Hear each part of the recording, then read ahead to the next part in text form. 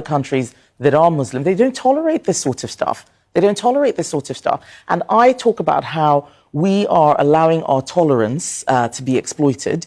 We have people pretending, for instance, to be homosexual so that they can claim asylum, and then they go on to get married and have children. They're abusing the laws that we have. We have people who go through false conversions. They come to the parish priest, they're very excited. Oh, these Muslims want to convert to Christianity.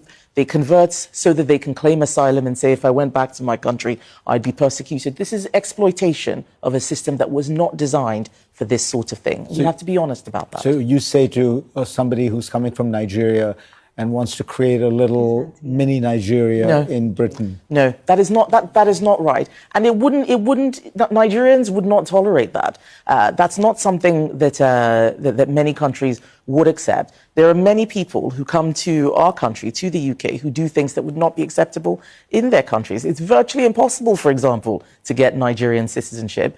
I had that citizenship by virtue of my parents. I can't give it to my children because I'm a woman. Mm-hmm. Yet loads of Nigerians come to the UK, stay for a relatively brief period of time, acquire British citizenship. We need to stop being naive, and that's why under my leadership we now have policies to make it a lot harder to just get British citizenship. It's been too easy. It's basically a conveyor belt. We want people who have who want to come to our country to be net contributors, not people who will immigrate and then need welfare, need social housing. That's not right because they haven't paid into the system. See, she has said so many things that I can't even like. Anyway, she has been called out. She has been called out by the presidential aide. Why will you be saying these things? She's just like she wants to always put Nigeria out there in a bad light. She has this personal hatred to always paint Nigeria bad, paint Nigerians like be the government, the people.